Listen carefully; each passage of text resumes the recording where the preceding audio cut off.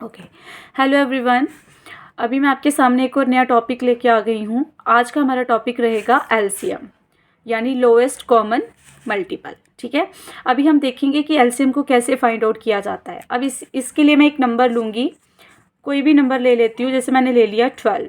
मुझे देखना है कि 12 का एलसीएम कैसे फाइंड आउट किया जाता है। ठीक है, तो इसके लिए मुझे देखना है कि फैक्टर्स ऑफ 12 क्या होते हैं। फैक्टर्स यानी ऐसे कौन कौन सा नंबर है जिसके टेबल में 12 आता है। तो वो क्या रहता है, 2, 4, 6, 3,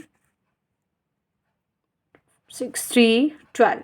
ठीक है, तो ये कुछ ऐसे नंबर हैं जिसके टेबल में क्या आता है, 12 आता है, यानी जिसके टेबल में क्या आता है, 12 आता है। ठीक है, अब मुझे निकालना है इसका एलसीएम। इसके लिए मैं क्या करूँगी, 12 का सबसे छोटा फैक्टर लूँगी। ठीक है, और उसके साथ 12 को क्या कर दूँगी, डिवाइड कर दूँगी।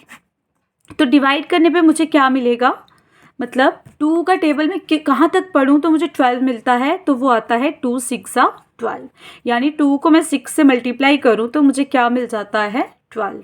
ठीक उसी तरीके से मुझे 6 को भी डिवाइड करना है। अब 6 का भी फैक्टर क्या रहता है, 6 का भी फैक्टर रहता है 2 3 6। एम आई राइट।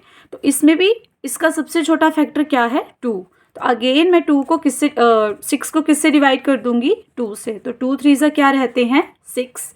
अगेन 2 3 क्या हो गए, 6। देन 3 को भी डिवाइड करना है और 3 1 3।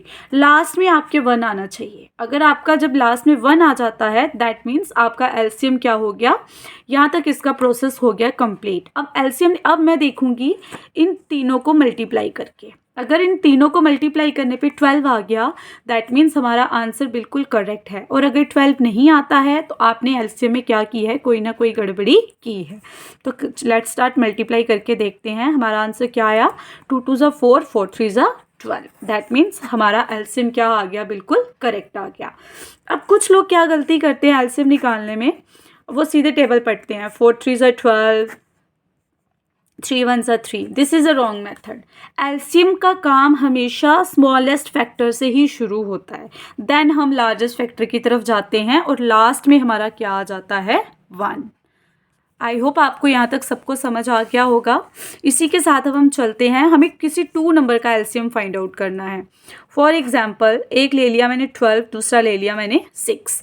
तो अगेन 12 का टेबल 2 6 12, 2 3 6। अब इस केस में हमें अगर कॉमा है तो हमें अलग अलग टेबल पढ़ना है। ठीक है, जैसे 2 का टेबल 6 तक पढ़ा तो 12 आया, और 2 का टेबल 3 तक पढ़ा तो क्या आ गया, 6 आ गया। देन अब 2 3 6 होते हैं, बट 3 तो 2 के टेबल में आता नहीं है। तो इस केस में हम क्या करते हैं, 3 को एज इट इज़ नीचे उतार देंगे। ठीक है, अब दोनों के केस में मेरे पास 3 बन गया, तो ये क्या हो जाएगा, 3 1 3। अब अगर हम इसको मल्टीप्लाई करें इन दोनों को तो क्या रहता है, 3 2 6, 6 2 12। 2 इंटू 2 इंटू 3 इक्वल टू क्या होते हैं, 12। यानी 12 एक ऐसा नंबर है जो 6 के टेबल में भी आता है और 12 के टेबल में भी आता है, और ये दोनों में कॉमन है। 12 जो है वो दोनों में क्या है, दोनों नंबर्स में क्या है, कॉमन है।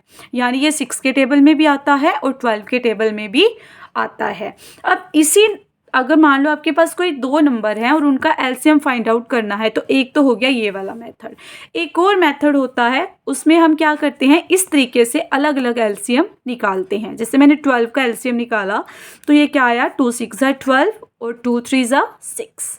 फिर 3 1 3 और 6 का निकाला तो क्या आया, 2 3 6, 3 1 3। अब मैं क्या करूँगी, 12 के जो भी मल्टीपल्स आए हैं इनको लिखूँगी। वो क्या रहे हमारे, 2 इंटू 2 इंटू 3 इंटू 1।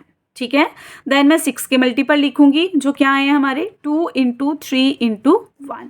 अब मैं इनके कॉमन मल्टीपल्स निकाल दूंगी। कॉमन मल्टीपल्स जो इन दोनों का एलसीएम निकालने के लिए मैं क्या करूंगी, जो नंबर हमारे पास कॉमन है दोनों में उन्हें मैं एक ही बार लिखूंगी।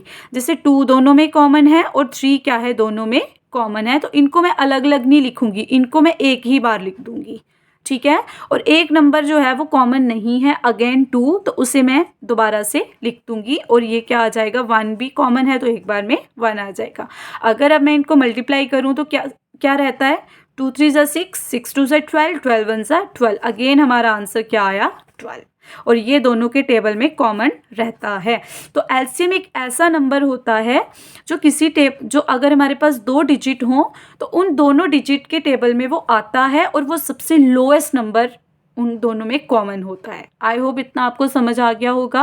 अगर आपको इसमें कोई डाउट हो तो आप प्लीज़ कमेंट करके मुझसे क्वेश्चन पूछ सकते हैं, और अगर आप चाहते हो कि मैम से हम ये समझना चाहते हैं कोई टॉपिक जो भी आपकी डिमांड का हो, आप वो भी मेंशन कर सकते हैं, उसके ऊपर भी आपको वीडियो आ जाएगी। Thank you, bye bye.